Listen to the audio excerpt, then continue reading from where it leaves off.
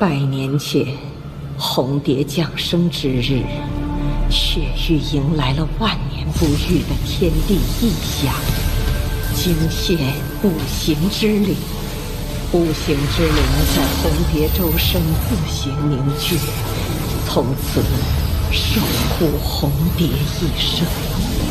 随着红蝶长大，武灵实力同样突飞猛进。有此奇才，是雪域的福分。老身收红蝶为徒后，为了探查这武灵的来历，不算多次，却发现红蝶此生有一死劫。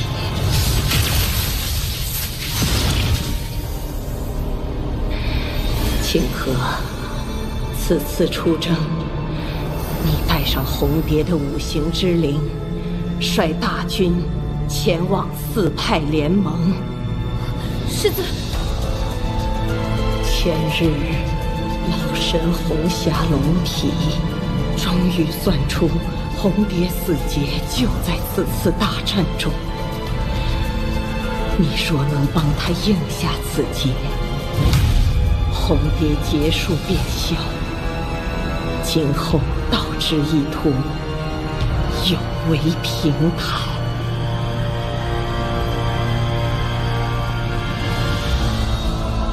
世子，红蝶师妹不过跟了您100年，弟子可是您的首徒啊！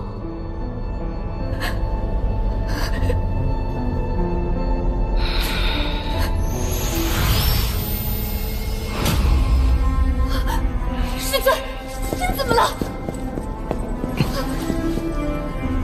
这一卦耗尽了老身的寿元，可我们别无选择。清河，别怪为师。雪域被困在这贫瘠之地太久太久，你是雪域的大师姐，保住红蝶，就是保住我们雪域的将来。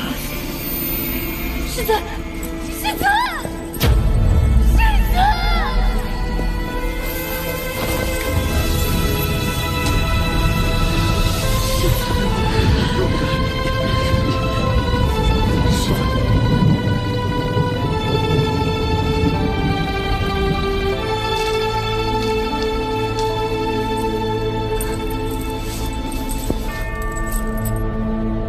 弟子领命。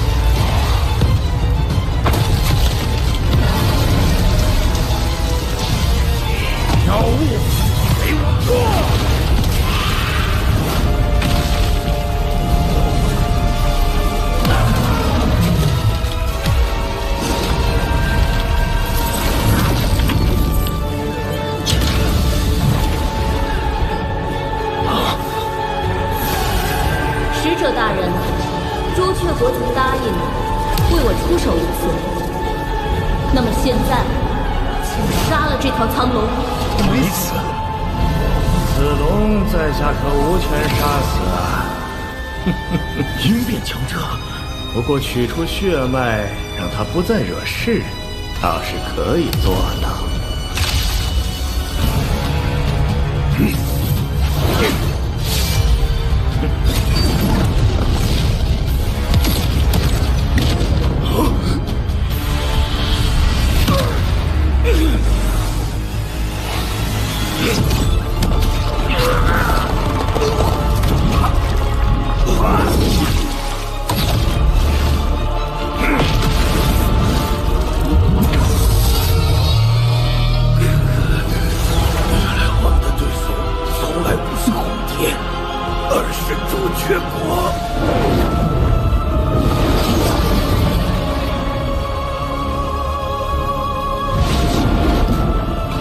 从今日起，你不必再守护此方天地。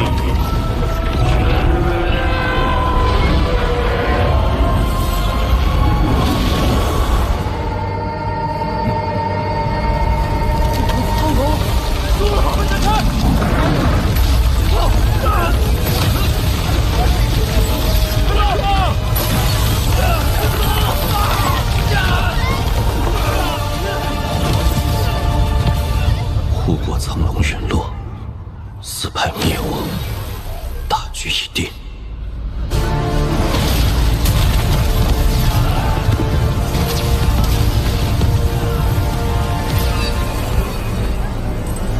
武林，击！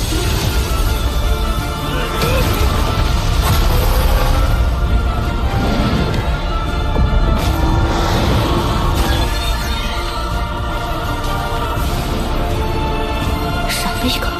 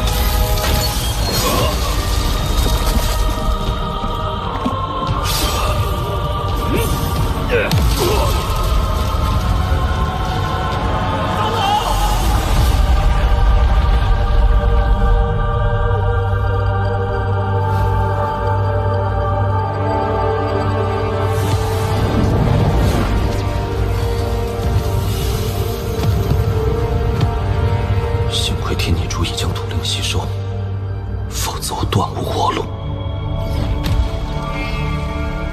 周无太脱离战场，这是得到玉鼎的最后机会。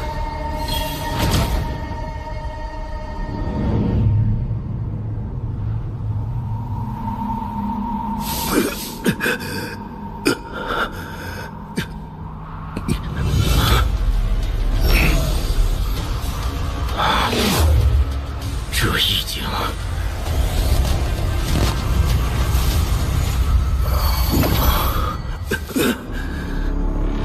没想到在这里相见，王兄。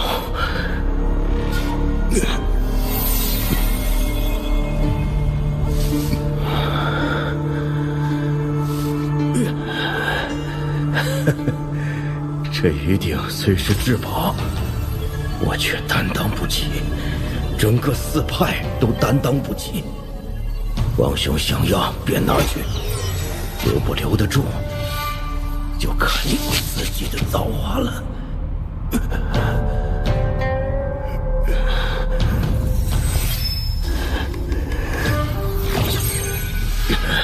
师傅已立，伤势可愈。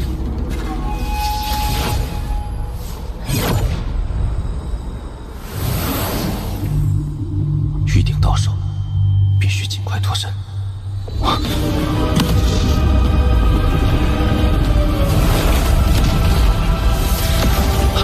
好！四派余孽，受死！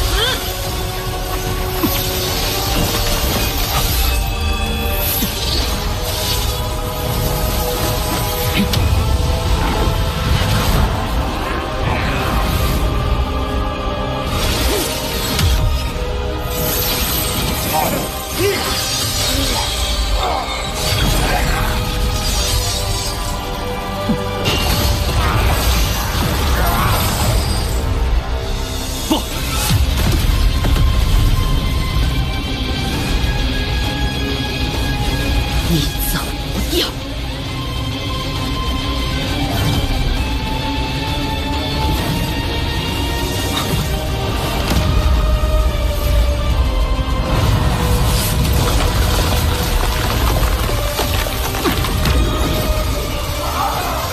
此人修为虽是化神，但肉身未必强大，以武神之血加持，或许能有机会。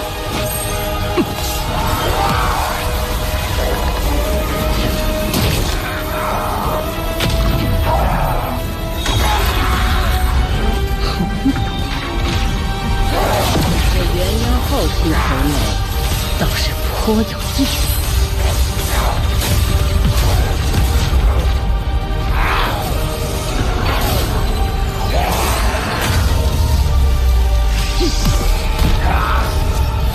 不，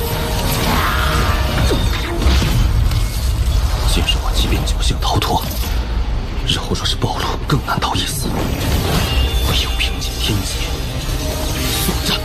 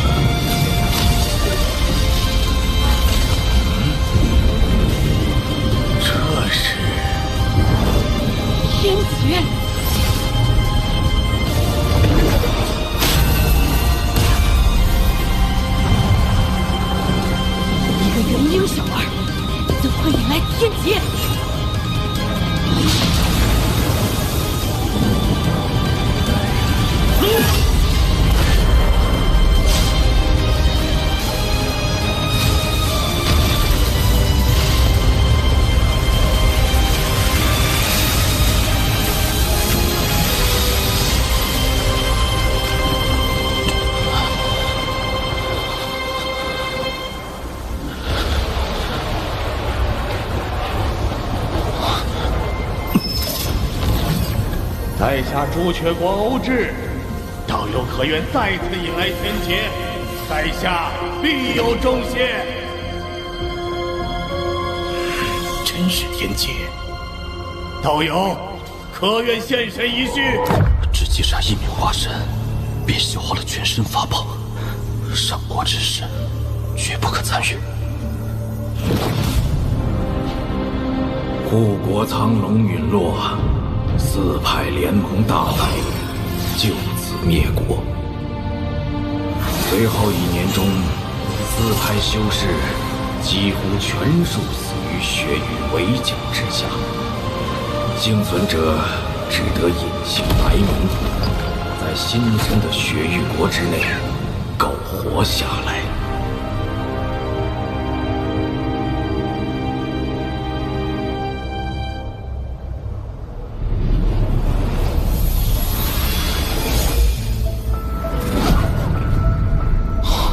天逆珠吸收土灵，致土属性大圆满。这天逆空间竟有了一丝灵力，五行发光体也浮现了生机之意。天逆珠定然有我尚未发现的妙用，恐怕只能等到五行大圆满，天逆珠真正认主之时，其神通之术才会显现吧。自我领悟生死意境，天逆珠的时间逆变就已失效，内外时间已无异。现我藏身时间已达极限，还需4年，我便可踏入化神。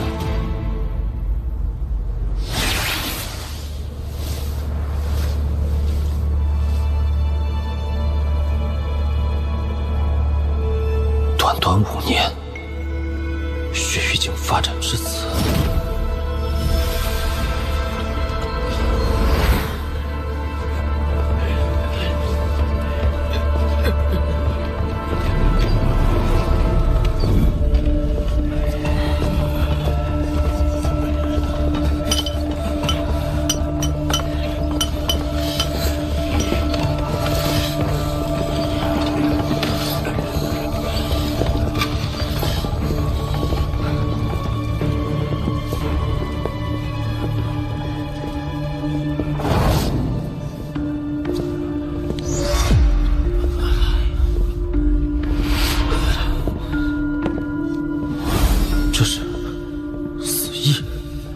凡人众多，本该生气迸发，为何死意弥漫？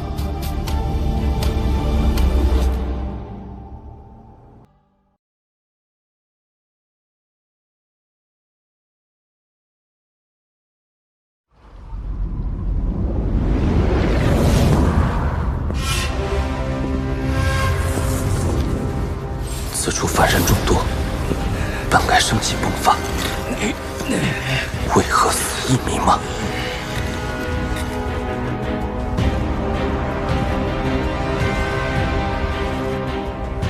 1年间，我踏过了雪域国许多城池，这里没有皇族存在，每一个城池都归属于某个强大的修士所有。在这里，凡人就是奴隶，他们唯一的生存价值，就是为雪域修士服务，制作冰雕来换取生活所需。凡人毫无生机活力，死地死义也尤为慎重。我虽不习此地，但却是我体会生死一境中死意的好地方。雪域国制作的冰雕的确颇为神奇。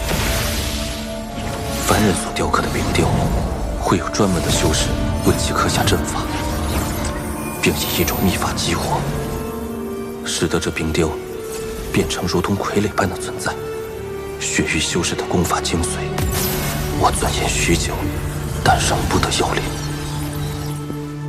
我猜测，这冰雕就是雪域国的根本。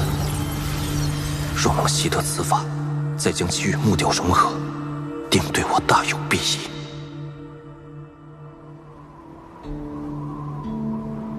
唉，趁着我雪域防守空虚，逃往境外的4派余孽最近越加活跃。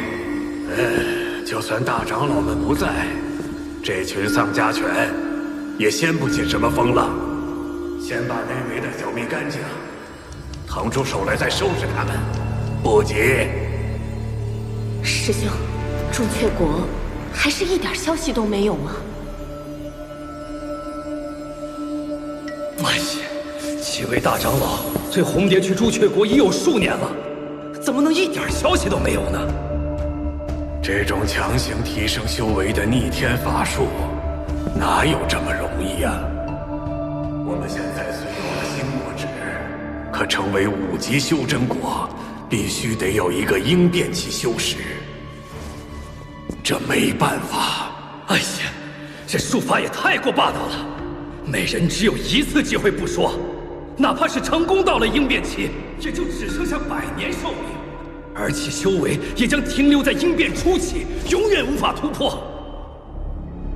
希望大长老们当中有人能够以应变修为归来吧，这样我们才有100年时间将血族重新复兴起来。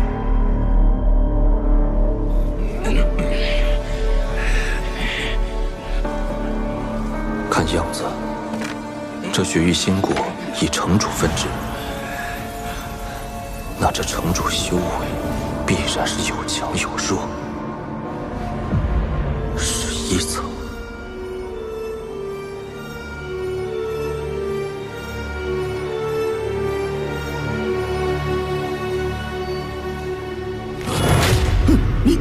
你是何人？借你身份一用。大胆！我可是城主！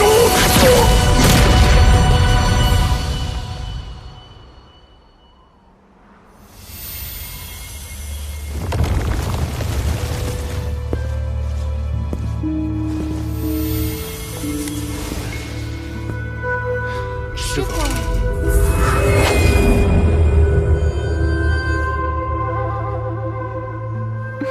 根据此人记忆，这女修之徒经常对他贴身侍奉。师尊，没想到在雪域国，弟子侍奉之事竟如此稀松平常。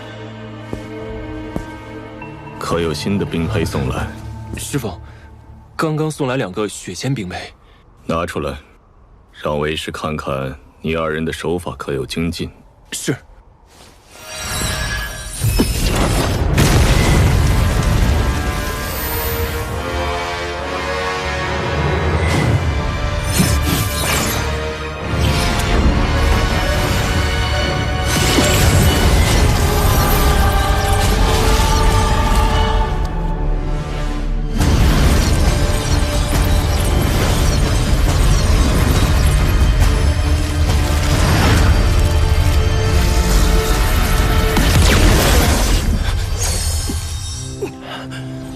按照此人记忆，这9条血经脉才算完成冰雕傀儡制作的第1步。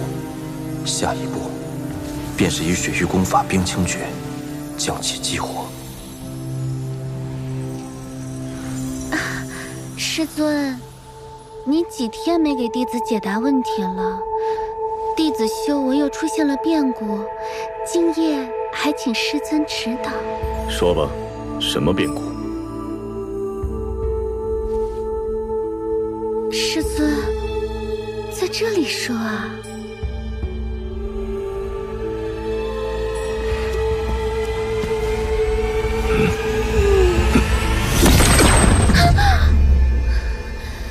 师父，弟子错了，方才弟子以为……继续。以冰为苦，以血凝魄。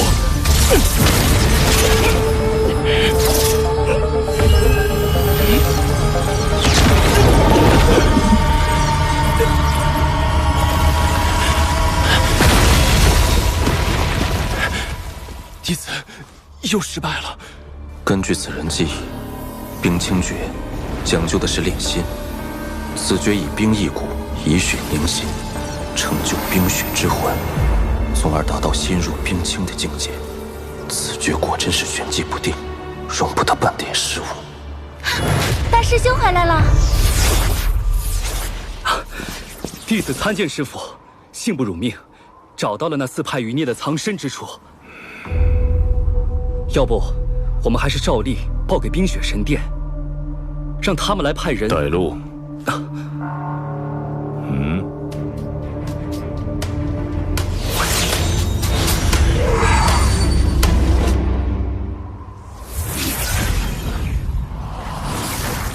师父，就是这里。禁制中有2道神识波动，一道不过是结丹期，另一道却时而结丹，时而元婴，甚至还有几分化神波动。显然对方已处于神识崩溃、散功的边缘。你在此候着。师父以往从不会亲自冒险。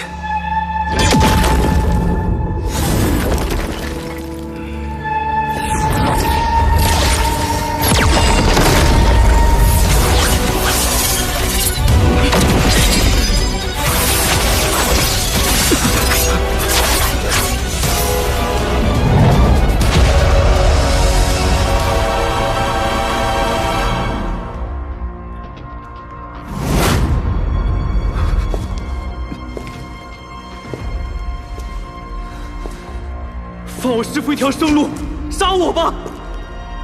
我是黑魂派少主，你召我回去，定可立功。求你放过我师父！你为什么要以自己换你师父的命？师父他老人家，若非是被我连累，定然早就可以离开了。都是为了救我。焕儿，起来吧，此人不是血域修士。师父你醒了！晚辈参见黑魂派前辈。此人死气甚浓，已到弥留之际，无力回天了。逍遥，老夫受伤之身，不便相迎，还望见谅。前辈藏身之处，已然被血域修士发觉，快离开吧。我在4派境内居住了30余年。灭国之战，晚辈无力相帮。此番前来，算是略尽绵薄之力了。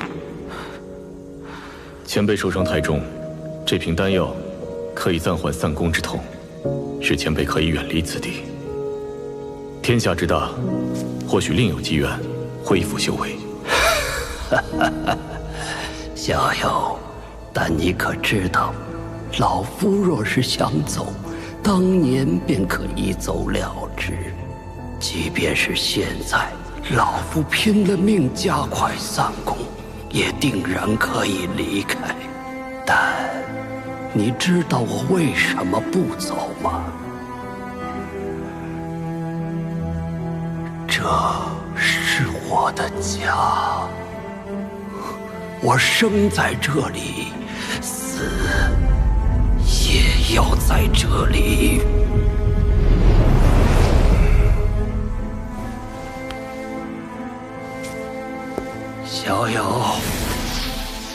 此宝送你，了却赠要因果。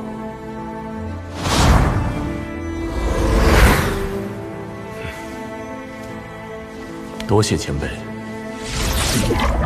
孩儿，该走了。师父，去哪儿？今日苏醒，不过回光返照。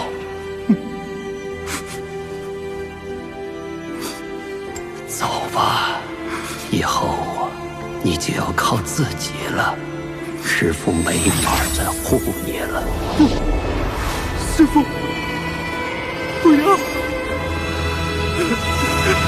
师父！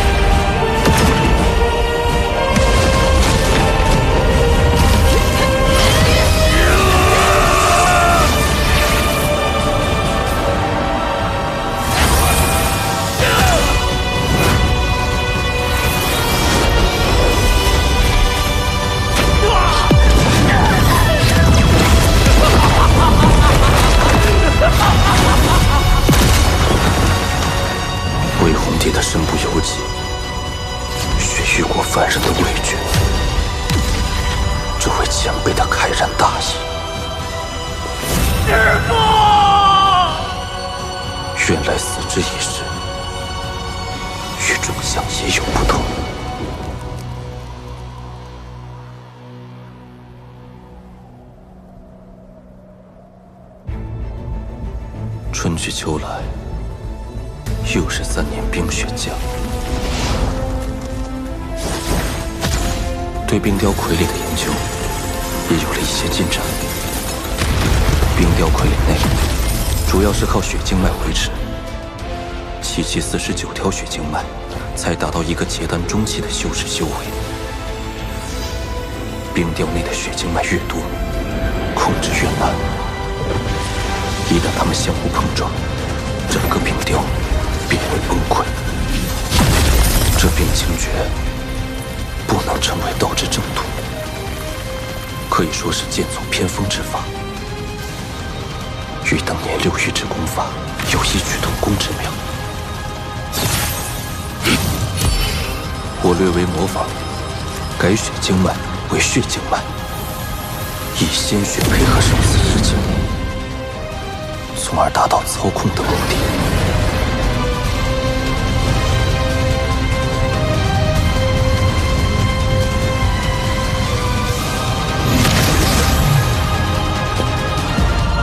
4年之期已到，是时候离开了。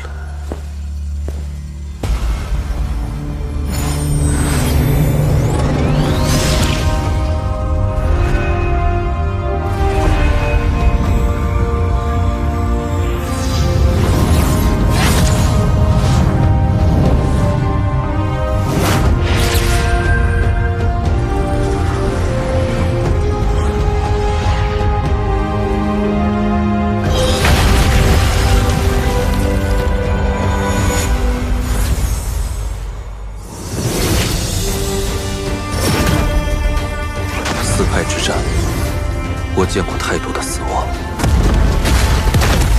我对死的感悟依然深刻。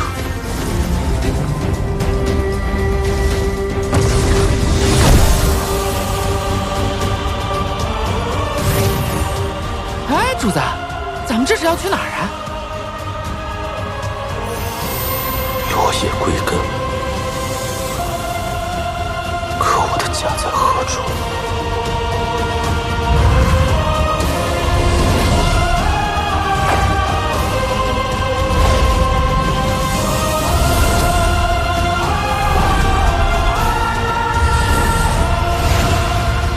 还有1年化身，我身在赵国，自当回到赵国，了却圣之因果。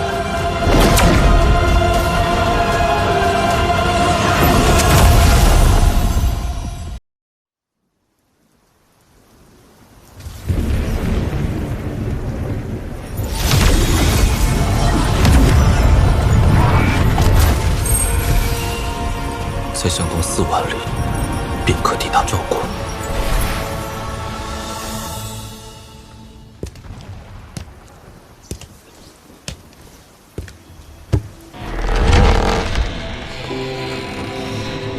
庙中无神，物是人非，又何尝不是一种岁月？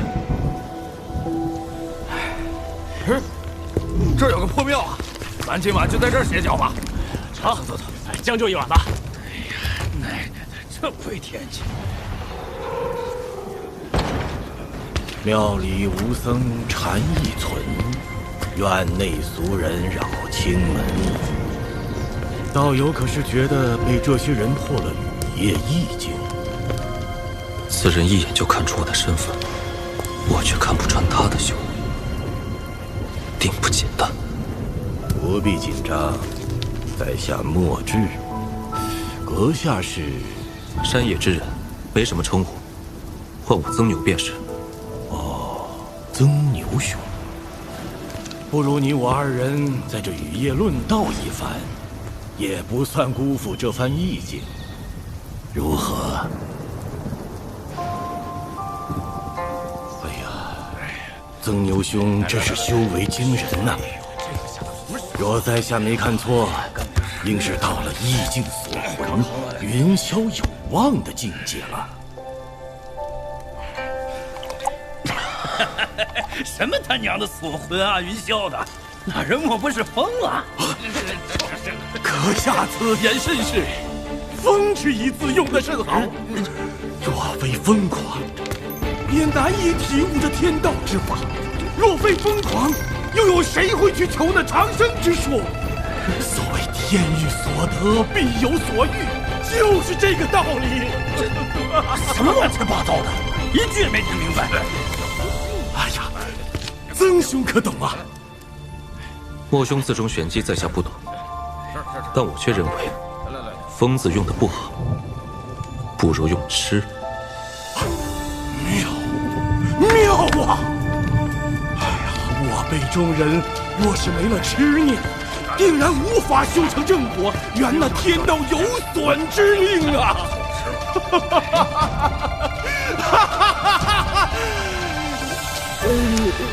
刚才我们说到哪儿了？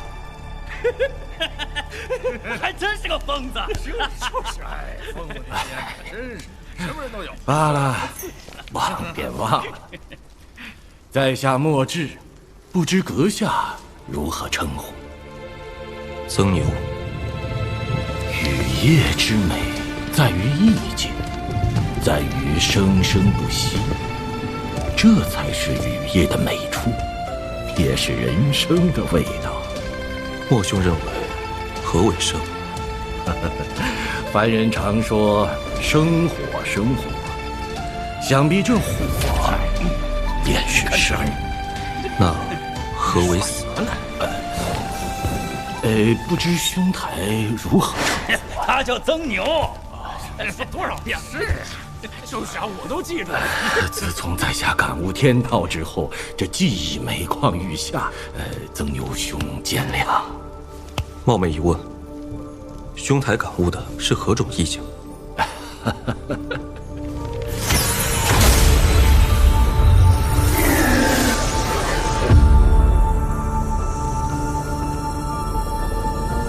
兄台将意境展露于此，不怕我偷师了去？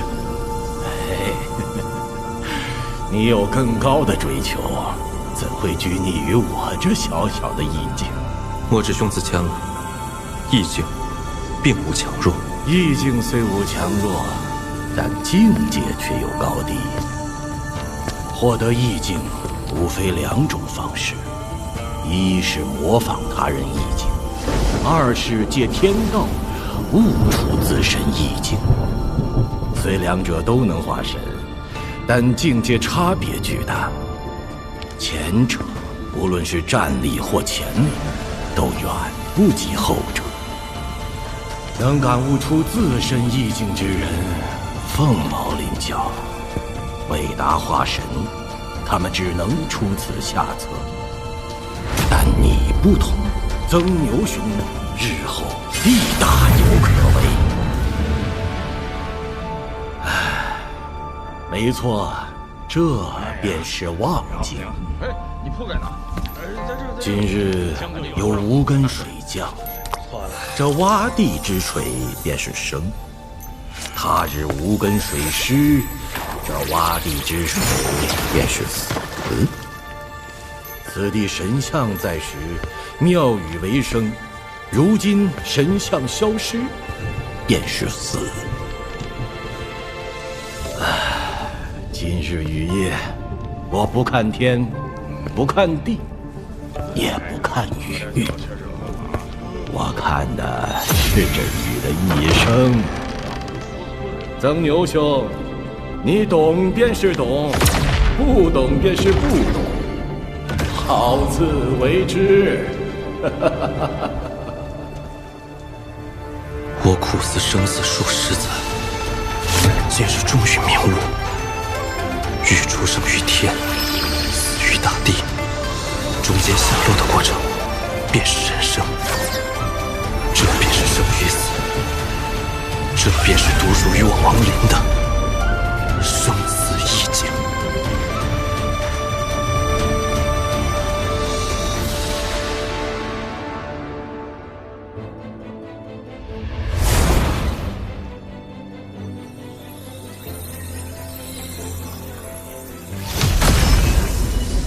当年我在此地达到灵气大圆满境界，如今我便要于此地化神。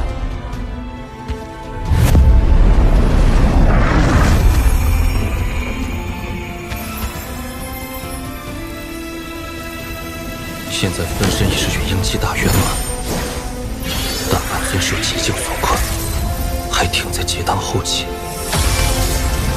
若想顺利化神，必须将2者分离，在我功法未达成之前，分身与本尊只能短时间融合。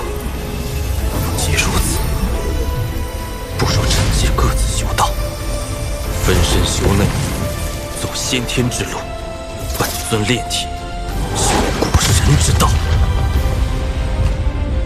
既走古神之道，须先散功波及。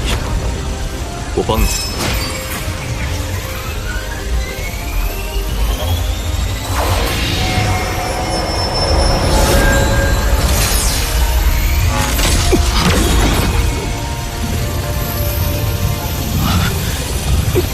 跌倒出机器了，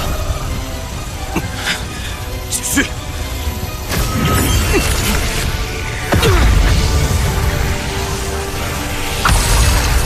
就是现在，波及！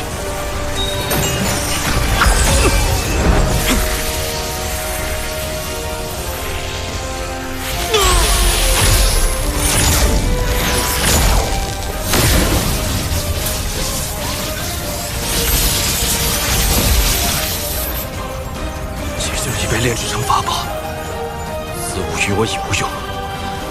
把杀气血珠给我。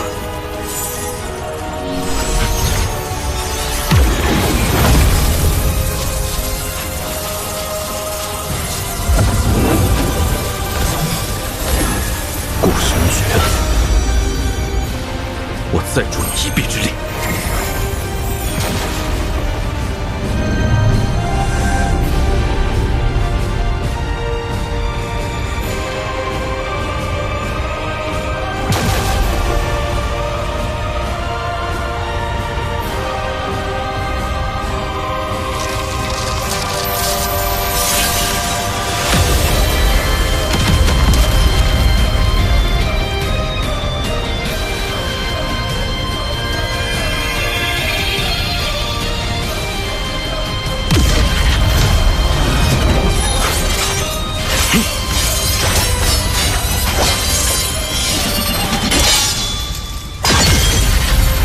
恭喜，完成了古神第2次蜕变。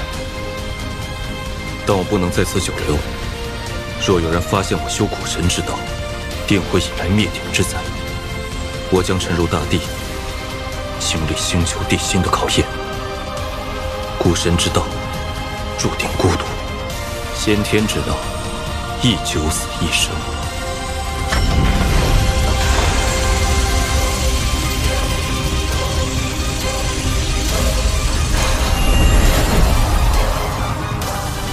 化神。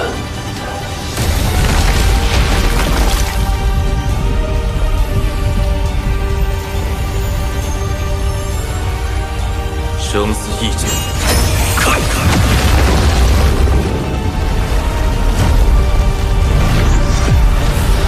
天哪，那师父，我刚刚练成心神震动，现在又突然天色异变，莫不是要出什么大事？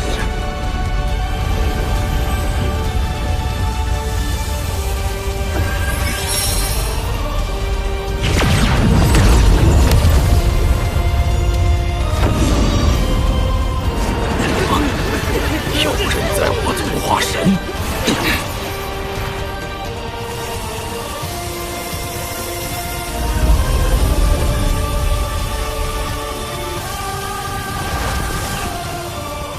究竟是何人在此化神？不知，但一定和赵国有渊源。据说化神之时，灵力不仅对附近修士有极大帮助，就连周围的凡人都能因此获益，百利而无一害。入定调息。究竟何为修仙？凡人学会吞吐灵力，改造身体成为容器，完成主机，随后广纳天地灵力，将其压缩成金丹。此丹经灵力运化，诞生道婴。解婴成功，便有了与天斗的资格。但若想找到逆天之法，还需一把神兵利器，这便是天地之力。于是婴体感悟天道，退回元神，挥天地之力对抗天道。这就是以彼之道，还施彼身。元神不灭，肉身永存。他化神成功了。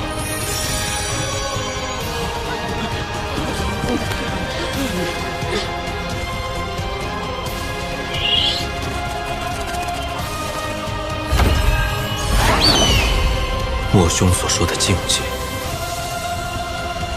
我终于懂了。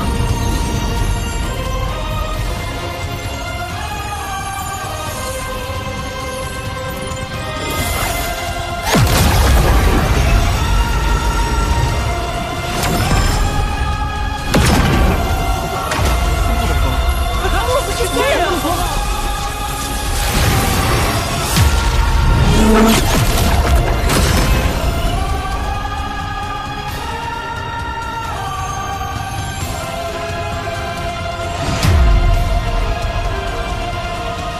前辈可是我赵国之人，可否在此地定居100年，让赵国成为4级修真国，提升国力，以抵御外敌入侵？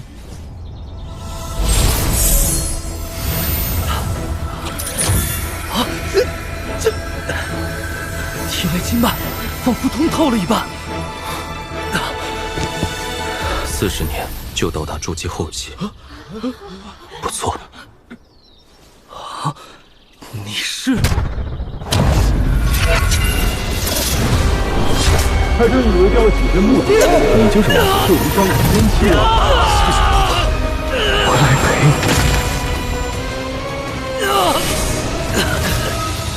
等你达到元婴期时，自会想起前世之事。但此时若知晓的太多，对你来说是一种痛苦。我虽无法在此地定居，但我在10个人体内种下了10颗由天地之气凝聚而成的灵气种子。若有人能达到元婴后期，我自会前来点化成神。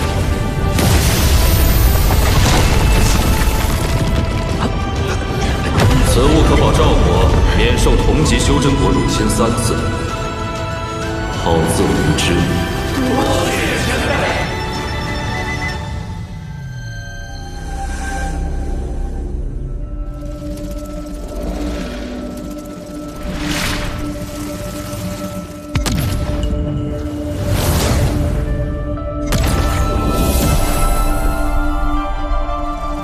当年储物袋中的剑鞘，应该还在此处。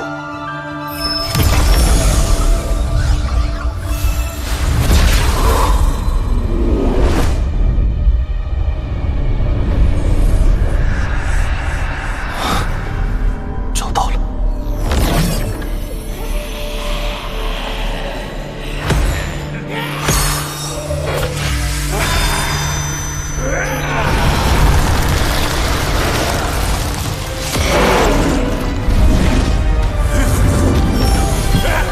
区区鬼魅，不自量力，由生入死，由死转生。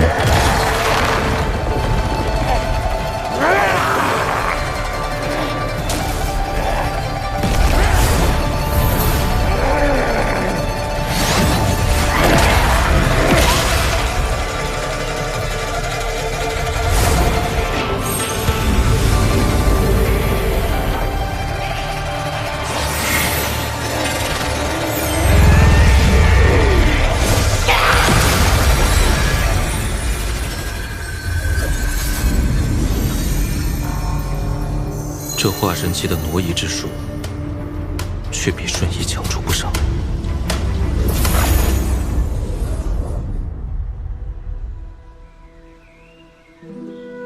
爹，娘，孩儿如今已经化神，等我突破应变，就能将司徒前辈唤醒。到那时，说不定就有复活你们的办法。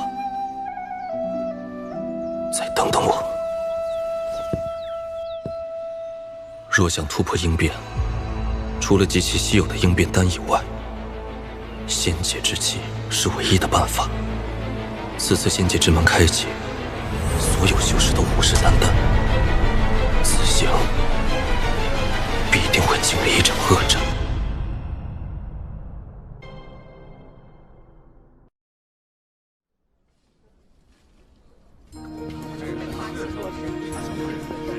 哎呀，最近的拍品里啥好东西都没有，真扫兴。知足吧，最近几大宗门四处搜刮宝贝，能剩下点就不错了。啊，四大宗门这是要……嘘，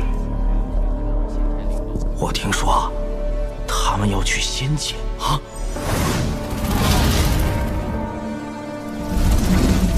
雪域国一战，我几乎将法宝用尽。此次仙界之行，各宗门虎视眈眈，我必须做好万全准备。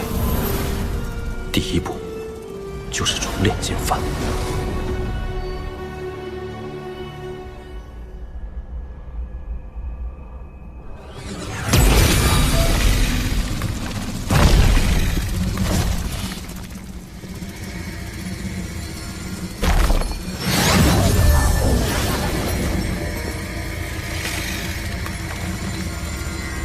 这是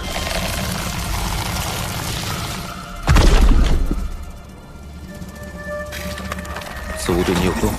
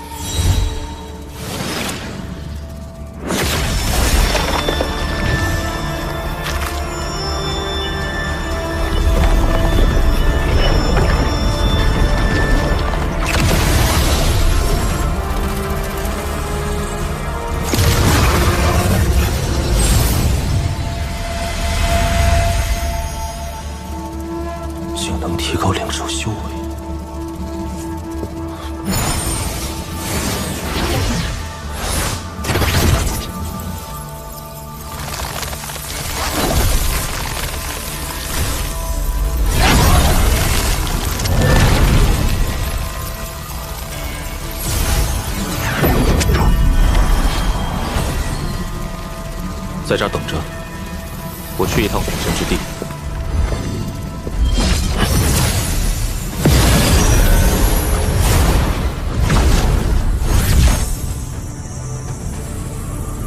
只要我不进入古神之地关卡内，托森应该就不会察觉。即便察觉，以我现在的修为，也定然可以提前离开。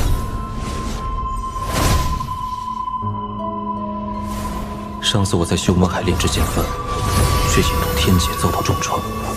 此处是古神体内，自成一劫，天劫应该无法降临。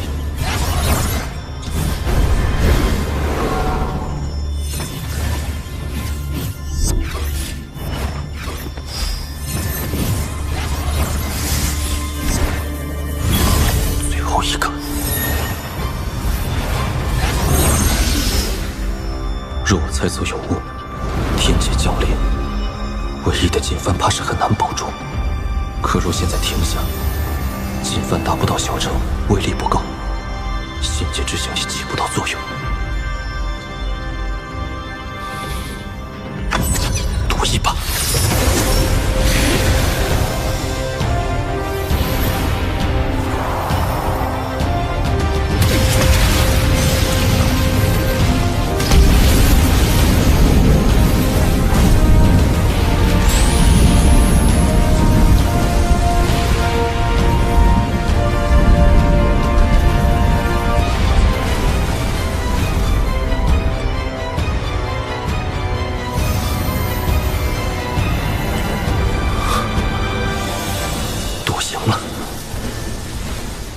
既然这古神之地无需顾虑天劫，不如继续叠加禁制。兴许金幡能一举达到中程，届时必定威力倍增。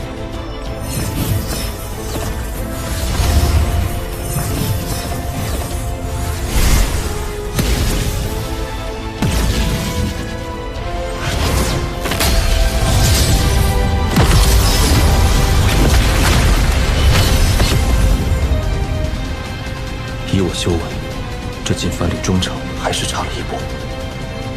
也罢，此后金幡中程时引发的天劫，或可以成为我在生死关头的杀手锏。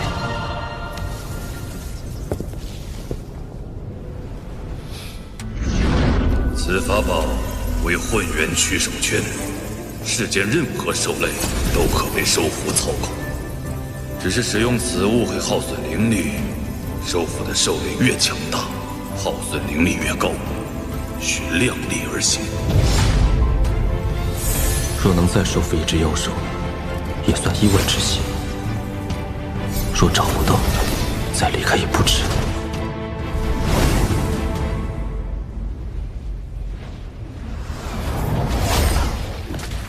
灵兽怎么都不见了？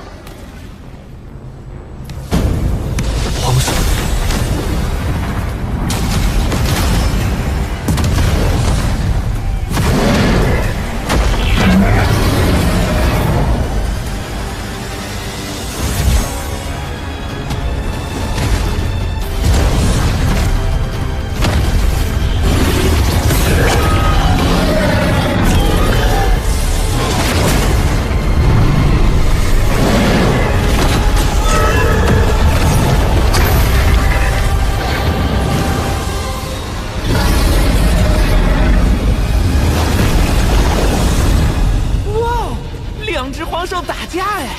不对，这蛙兽不是黄兽，只是上品灵兽。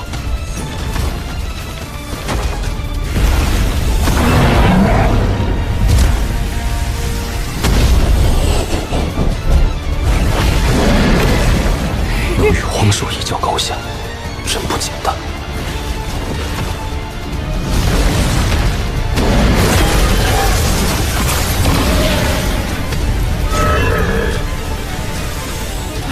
这蛟龙好厉害，主子收了它。以我现在的修为，还无法收服黄兽，上品灵兽倒可以试，但能否在黄兽面前离开，就得拼一把了。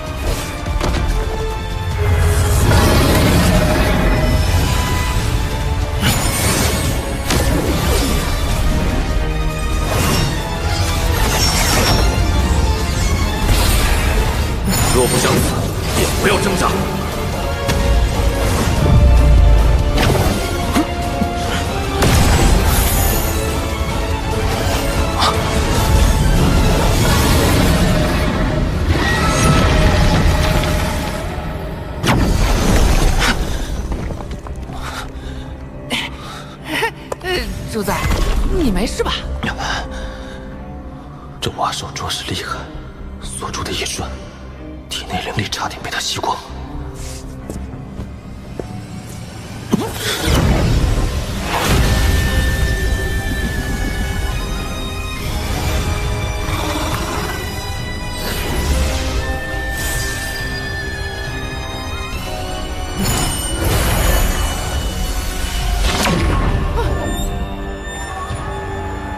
原来此兽就是雷光，混元驱兽圈应是定时吸收我体内的灵气，维持灵兽的锁定状态。以后要提前输送灵力，否则一旦大道中出现这种情况，危险至极。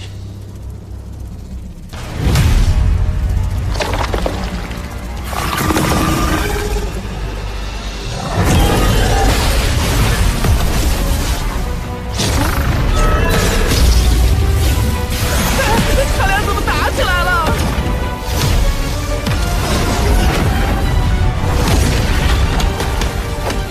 够了！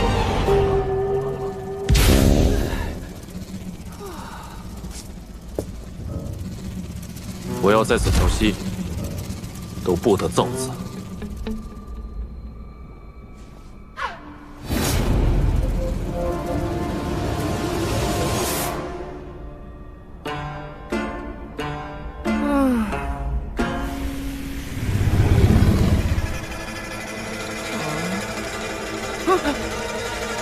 哎呀，都6天了，这两个家伙有完没完？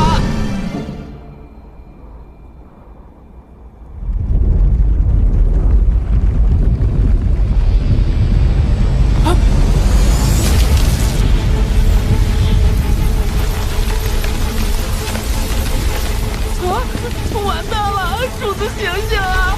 来了个大个的！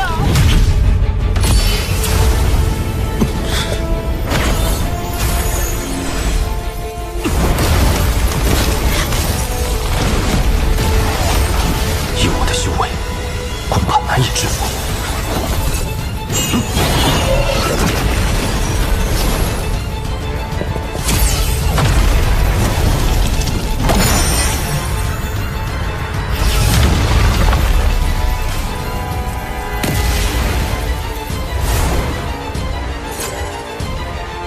我们接下来去哪儿啊？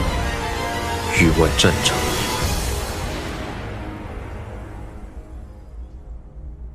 今日是武文国域外战场通道开启之日，望我国众精英能抓住此次机会，让修为更上一层楼。多谢使者大人。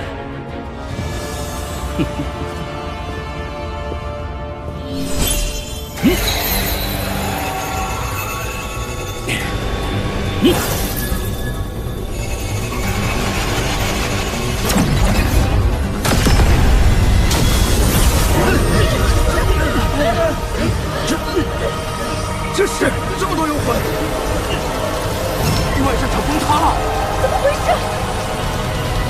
啊，那有人，他是怎么进去的？那位道友恐怕凶多吉少啊！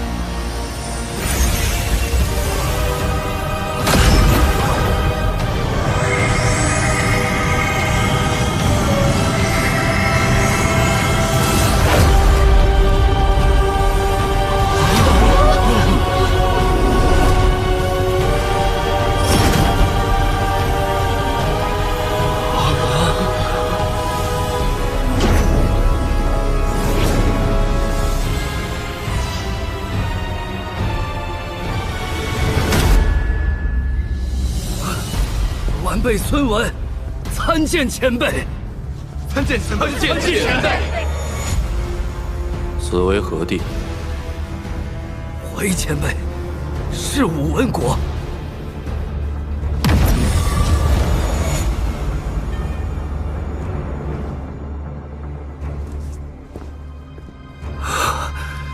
怎么看到此人，有种遇到家族老祖宗的感觉，太可怕了。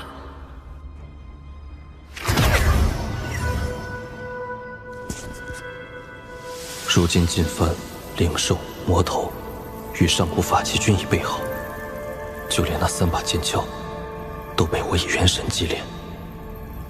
现在只差最后一步。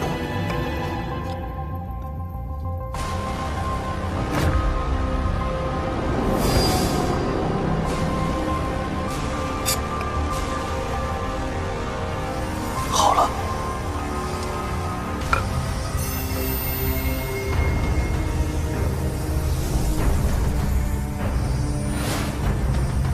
这些年，那3把剑鞘先后开始祭炼，就连当年上古修士的法宝，也破开了为我所用。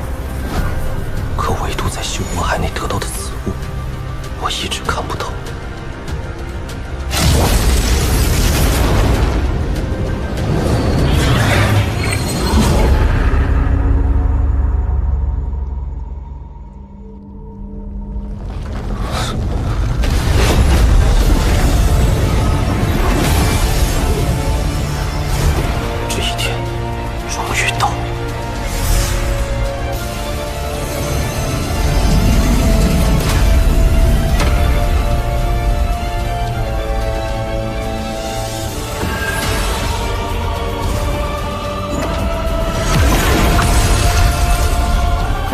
开启喽，小家伙，你可得好好用老夫借你的草帽，否则怕是小命不保哟。爷爷，你继续讲呀。继续。话说多年前的一场意外，却让众古仙惨死，仙界也化作无数碎片。可修士们并没有放弃。每当仙界之门再次开启，拿到鱼鼎的他们还是会一拥而上，寻找残存的宝藏。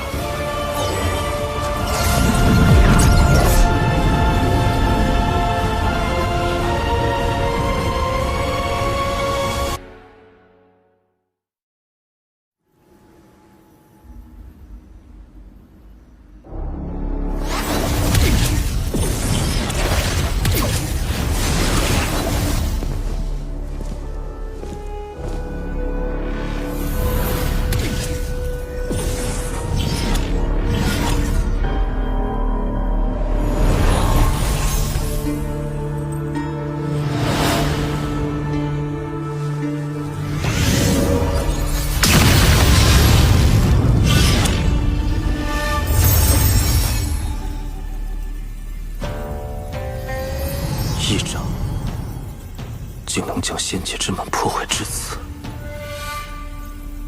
这原本应是一面完整的平台，受这一掌波及，便碎成这般模样。那个人该有何等神通？先在平台上打下禁制，再在其中设下恢复阵法，这样若在仙界受伤，出来后也能迅速调整自身状态。没想到此处平台还有这般作用。让开！道友，请离开此处平台，另选他处吧。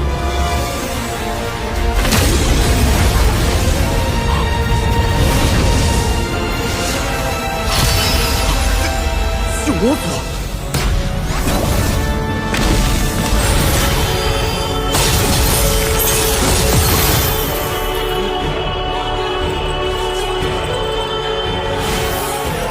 化身后期，对。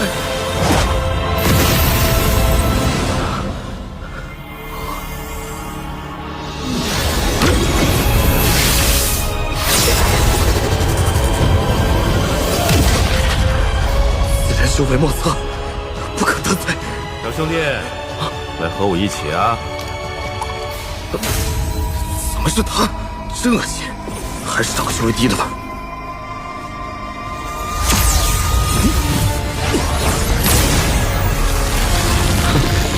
区区化神初级，现在就暴露异境，不自量力。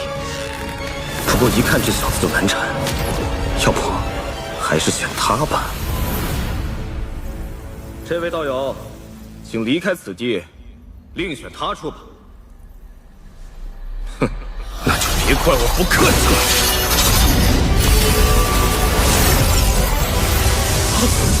这是雷王！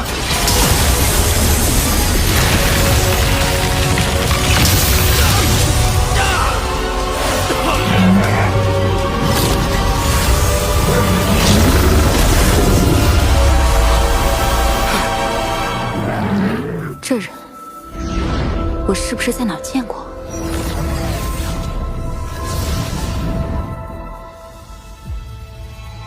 此鼎名回，在特定的区域，只要心念一动，需一炷香的时间记起后，便可离开仙界，回到所属修真星。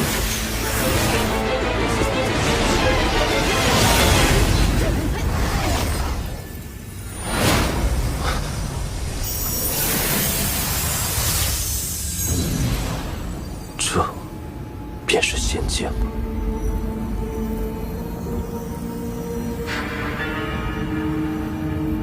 就这个吧。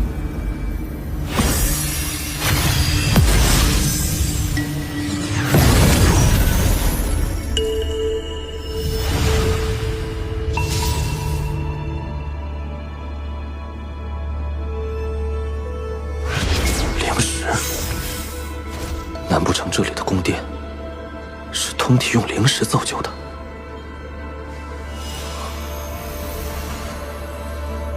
可惜了。此地完好之时，该是何等的气派！仙界之气，比天地灵气精纯无数倍。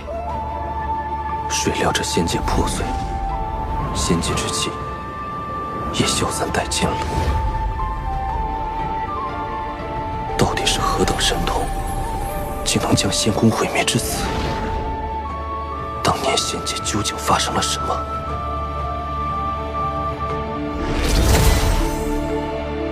欲知第五仙王，自与天华仙师。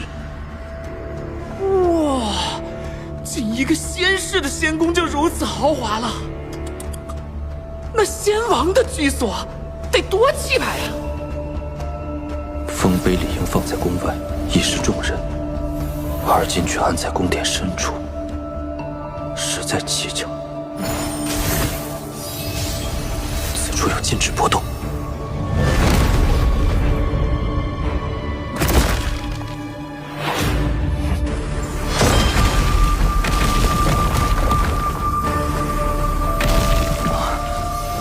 仙界之气。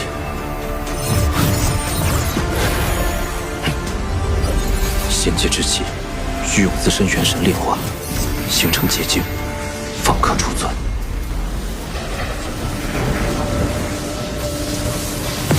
住手！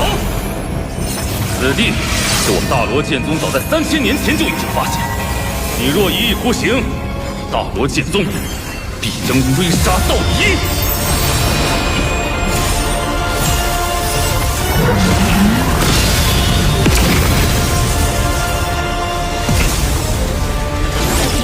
雷王，荒谬！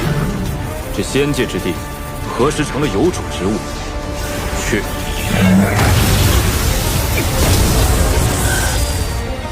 大罗令剑，乃是大罗剑宗7剑之一的顶级灵器，哪怕是同等级修士，也可用剑气斩杀敌人。此人明明看着不过化神初期，可光他这雷瓦，也是化神中期顶峰。此人究竟什么来头？仙界破碎，仙宫阵法虽然被毁坏，但多少还是有些运转功效。时间久了，会自动收集一些游离的仙界之气，转化为一丝纯洁的仙气。你大罗剑宗发现此事后，以石碑掩人耳目，每隔一段时间派人来此，固定采集。我说的可有错？不行，我不是此人的对手。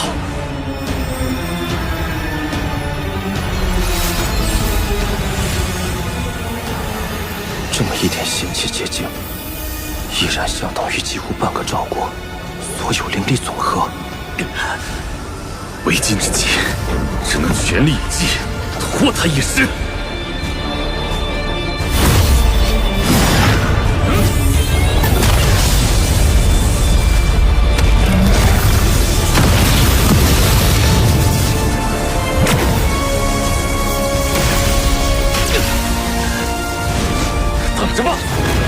我找到师兄后，双剑齐降，你绝对无法走出这仙界之门。想跑？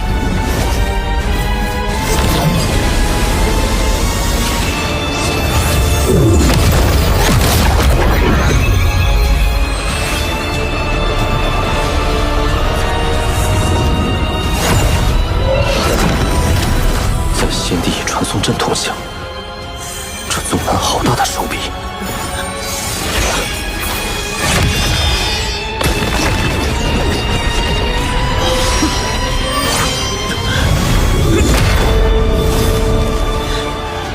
鼠辈，岂不知化神以上，元神不灭，肉身不死。你我同为化神初期，你灭不掉我。待我同门一声赶上。此宝名曰赤金灵，曾是一名上古修士的本命法器，炼化元神只是时间的问题。师兄，你手下留情，放了我！无人进入魂血。晚了。待他的储物袋到手，整个大罗剑宗的传送阵，岂不都为我们所用？主子高明啊！炼化此人元神还需时日，此事急不得。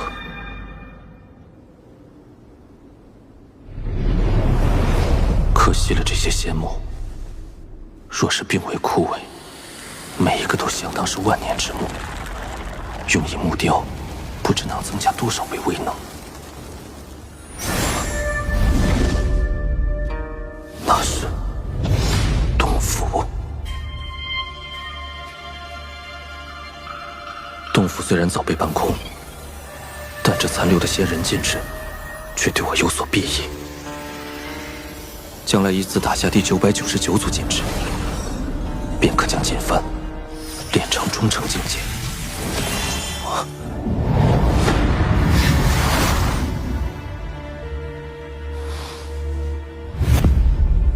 此山存在已久，我必定不是第一个看到此字的人。但今时今日，此山依然存在。即便下面真的锁着仙人，也不是我能插手的。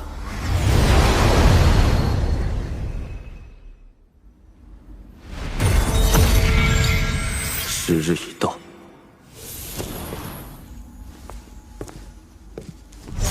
哇！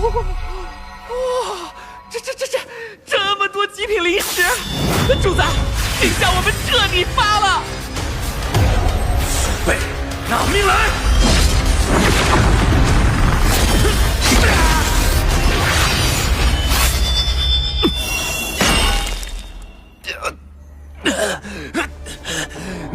你早有准备。若非想保全这把剑，你连出手的机会都没有。这宝剑内刻画的数百组禁制，与锦幡倒是异曲同工。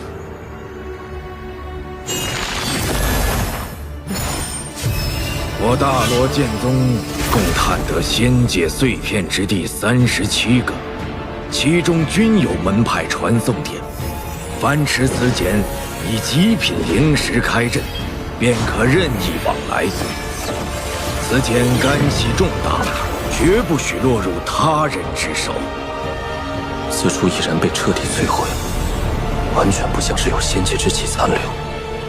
大罗剑宗怎么会专门在此设置传送阵？有人！知道了。今年不知有多少仙人。是啊。虽然栩栩如生，但却感觉不到任何生机，想必是某种幻象。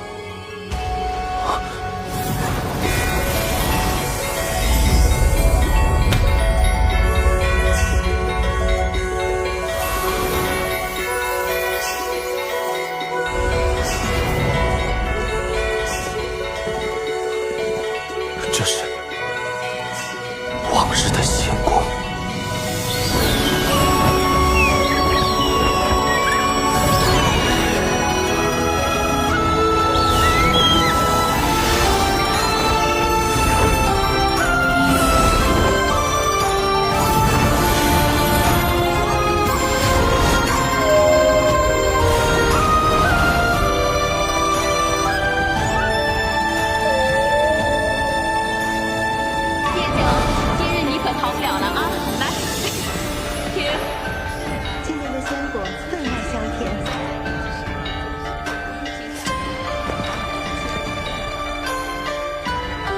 多仙子跟我共奏了一曲，怎么可能啊！九霄同醉，干！姐姐，再舞一曲。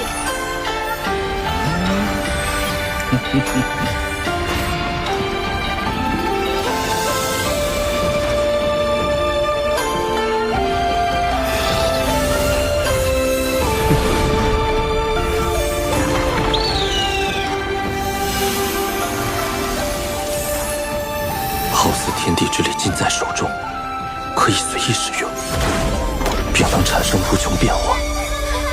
这莫非就是仙术？以仙界强盛，怎会毁灭至此？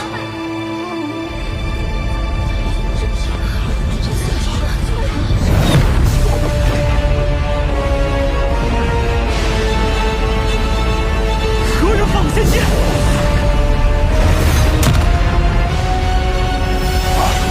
手掌。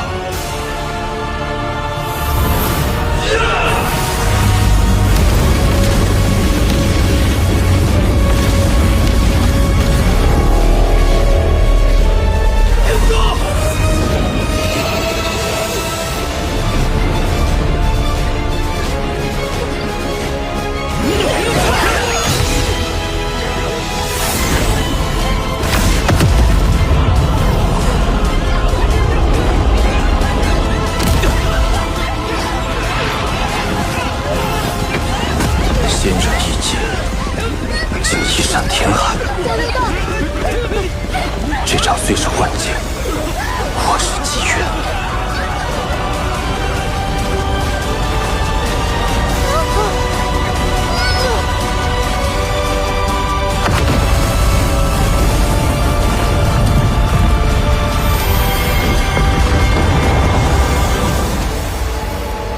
一掌，仙界竟是被一掌毁灭。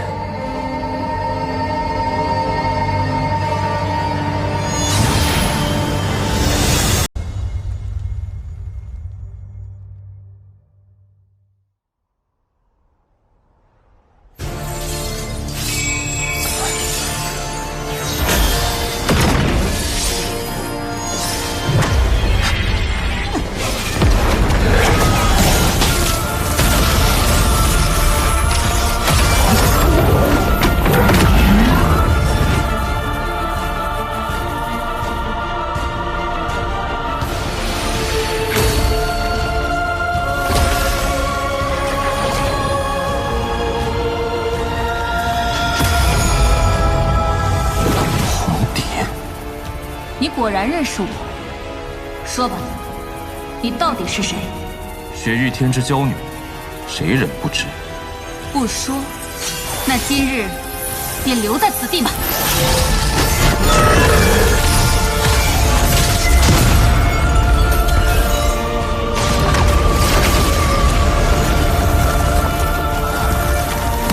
这是意境。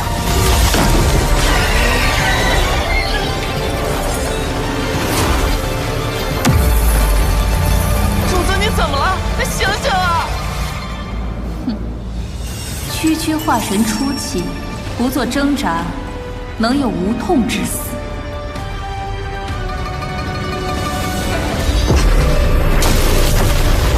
这是我的记忆和情感在变得麻木。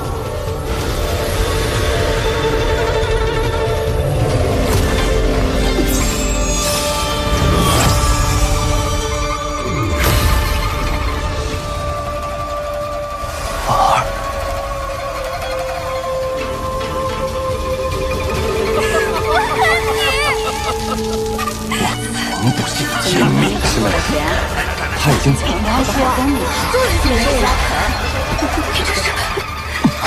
不对，若是我迷失在这无情意境之中，恐怕从此以后便会成为一个再无情感的杀戮者，生死任凭他一念操控，一剑之下就能风动情感。这天之娇女的意境霸道如斯。若不能破他意境，今日凶多吉少。这血生于天，便会死于地。听说红蝶姑娘从凡人修炼到化神后期，只用了区区100年，可这百年却是凡人一生。不知红蝶你的父母可还健在？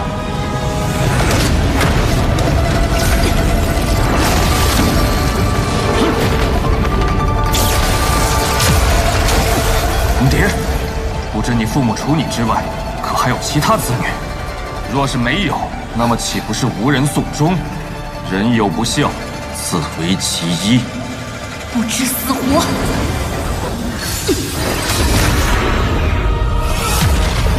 你的意境太弱。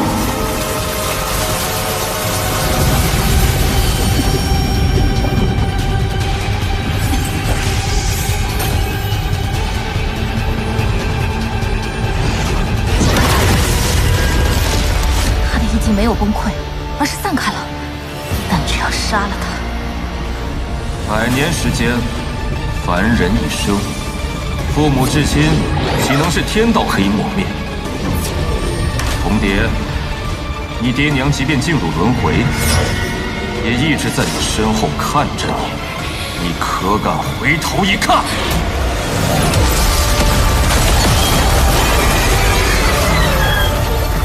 血与冰清绝，已无情味道心。当年我便有此疑惑，以红蝶不过100年修行，任凭天资如何，情感不可能完全磨灭。情不灭，道心自然不稳。莫能进，开！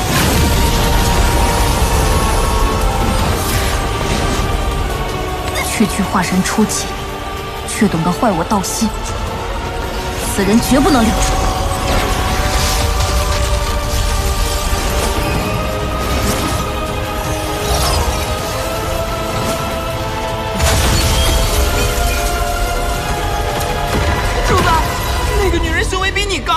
你怎么还明目张胆的飞着跑啊？他要追上来了！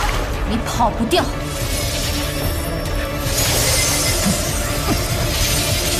哎呀，主子，你干什么呀？快跑啊！不跑了。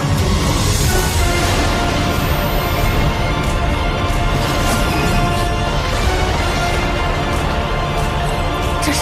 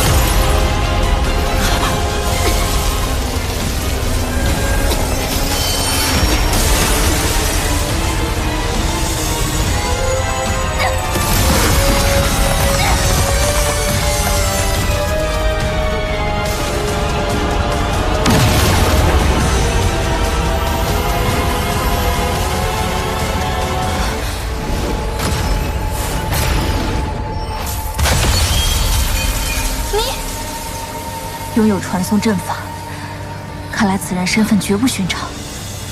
而且此人道法非凡，胆大心细，意境诡异，法宝更是层出不穷，定是朱雀星上的某个无极修真国全力培养的精英弟子。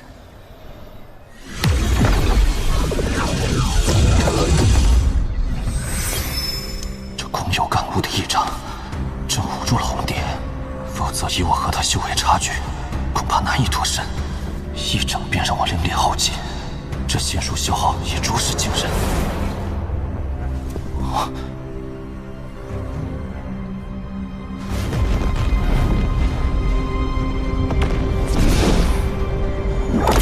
空间裂缝。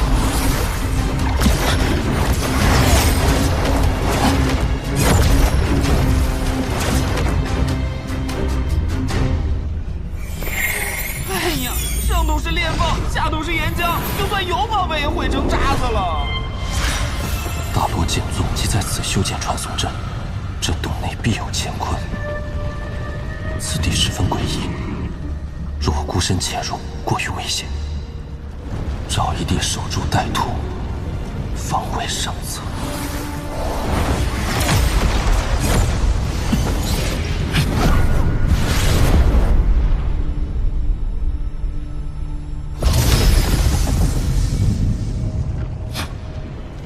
然来了。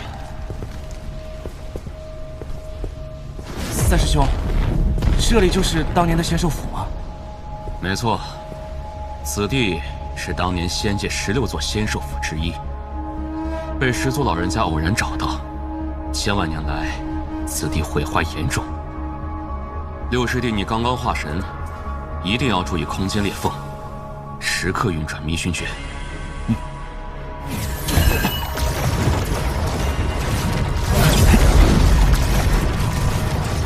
这迷熏诀，想必是可以避开空间裂缝的秘法，在这仙界大有作用。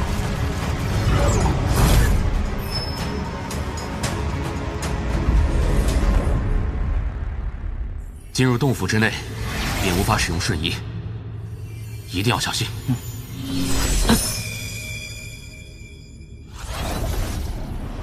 三师兄，这仙兽府经过这么多年，想必已经人去楼空。即便仙兽之灵还存在，怕是以你我2人之力，也抵挡不住吧？千年缺乏仙界之气的滋润，这仙兽之灵若真有残存，定然是虚弱不堪。一旦找到，就立下大功。当年始祖大人就是在这里获得了一只仙气兽灵，这才统一了天遁星。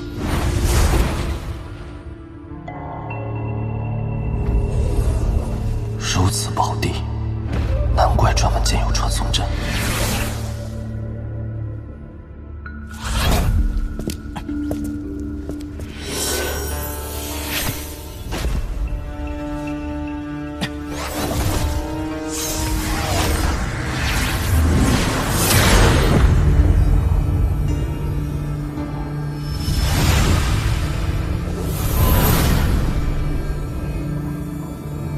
此地仙气浓郁，当初始祖就是在这里发现了仙气兽。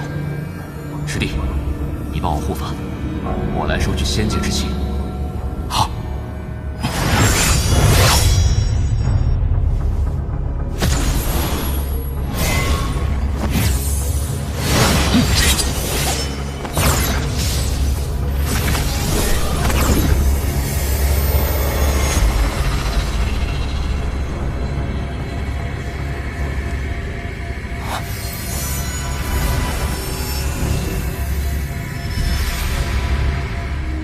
竟可如此快速地凝聚仙气。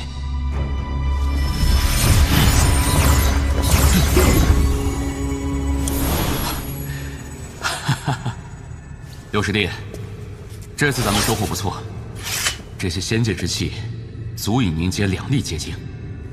这颗结晶你收好，如此便算是完成了门派的最低要求。谢师兄。三师兄，这是那洗灵壶？没错，这就是始祖大人亲自炼制。整个门派只有3个的洗灵壶，有此宝在手，可以尽最快的速度吸收仙界之气。什么声音？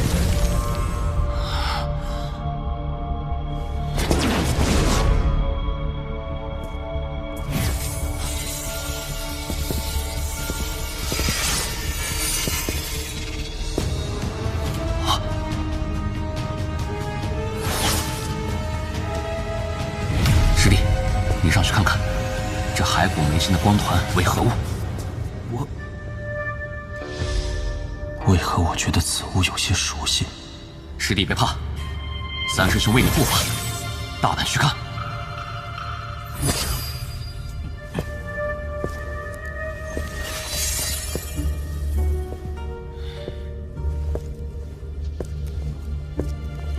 再近些。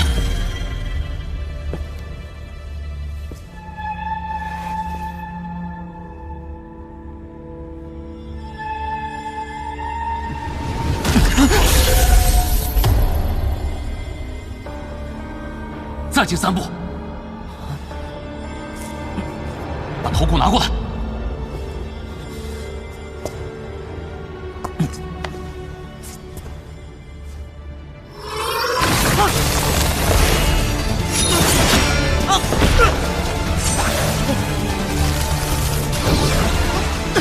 追！师兄，刚刚的到底是什么？若没有认错，此物乃仙兽之粮。原来此物是仙兽之粮，难怪温受喜爱。但此处仙气远非朽木还可比，这仙兽之粮的威力也远胜当日所见。仙兽的食物就有如此威力，刚才若是被他钻入眉心，怕是现在我已然成为骸骨。区区一条仙兽之粮便将你吓住，今后你如何当大罗剑宗的弟子？若是此次真的寻到仙兽之灵，可就飞黄腾达了。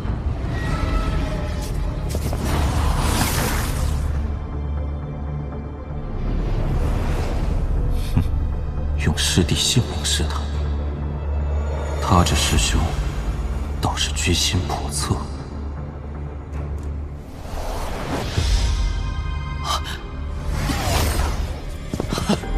仙宝！我找到了仙宝！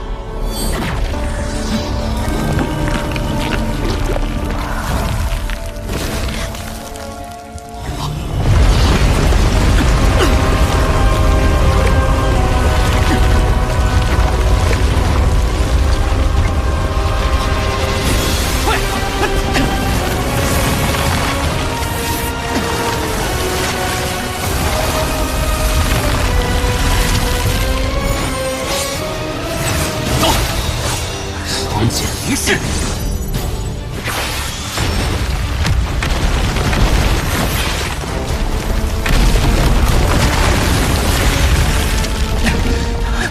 兄，此地怎么会有这么多仙兽之粮？定是那仙宝的仙气过于浓郁，滋养之下，让这本是食物的仙界之粮泛滥成灾。以我修为，难以在如此数量的仙兽之粮中脱身，只能以师弟之命为我偷了生机了。师弟，小心身后！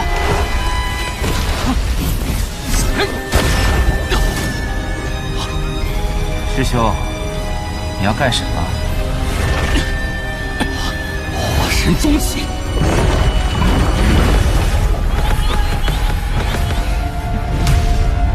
你到底是谁？